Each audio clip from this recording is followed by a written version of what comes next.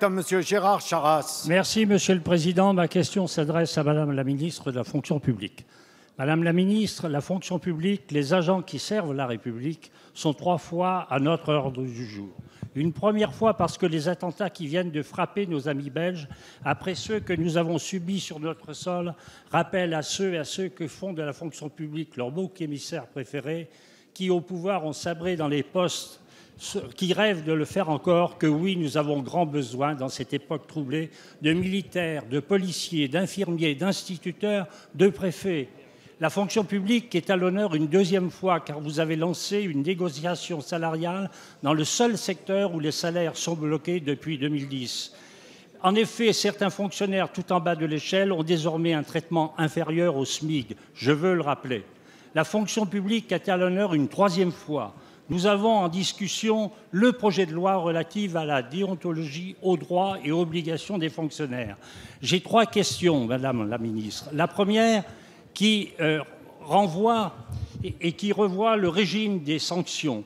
Je souhaite attirer l'attention sur leur nécessaire collégialité, car elles emportent des conséquences importantes sur la carrière des agents en particulier, d'où une demande unanime des personnels, mais aussi des élus que nous sommes, qui sont parfois aux prises avec des situations aux inutiles dégâts humains sur la base de décisions unilatérales, d'un encadrement de plus en plus fragile. 2e question, la mobilité, une des clés de l'efficacité de la fonction publique. Mobilité géographique, mais aussi mobilité des métiers. À cet égard, les concours spécifiques, externes et internes, créent des corps entiers de personnel très performants, mais sans la validation universitaire qui permettrait de changer de filière ou d'exercer dans le privé. La 3e porte sur la laïcité. Merci, monsieur. Pilier de la République. Madame Annick Girardin va répondre, ministre de la fonction publique. Monsieur le Président, Mesdames et Messieurs les députés, Monsieur le député Gérard Charras, avec la hausse du point d'indice, le gouvernement poursuit son engagement aux côtés du service de la fonction publique et de tous ses agents.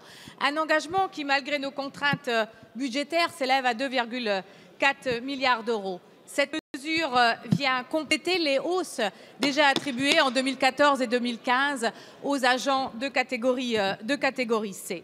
Je le disais, les fonctionnaires ne sont pas des travailleurs comme les autres parce qu'ils sont au service de la République. Vous m'interrogez sur le régime de sanctions. La loi déontologie, qui d'ailleurs en CMP ce matin vient de trouver un accord, maintient bien, et c'est important, le principe de collégialité. Par ailleurs, vous me dites quel est mon cap.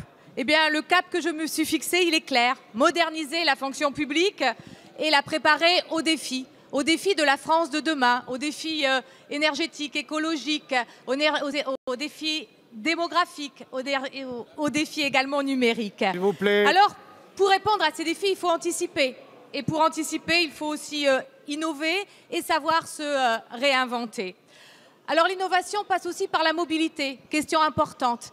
Et la mobilité, si on souhaite qu'elle soit une opportunité, il faut qu'elle soit davantage accompagnée et qu'elle soit à la fois géographique, mais surtout également fonctionnelle. Et nous travaillons actuellement à des passerelles entre les différents versants de la fonction publique, mais également entre la fonction publique et le secteur privé.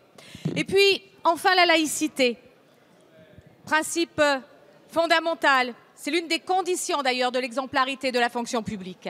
Et nous y veillons. La loi de 1905 doit être respectée partout et par tous les agents de la fonction publique. Et nous sommes vigilants sur cette question. La laïcité, comme vous, je pense qu'elle se défend au quotidien, en actes, sur le terrain. Merci. La parole est à monsieur Nicolas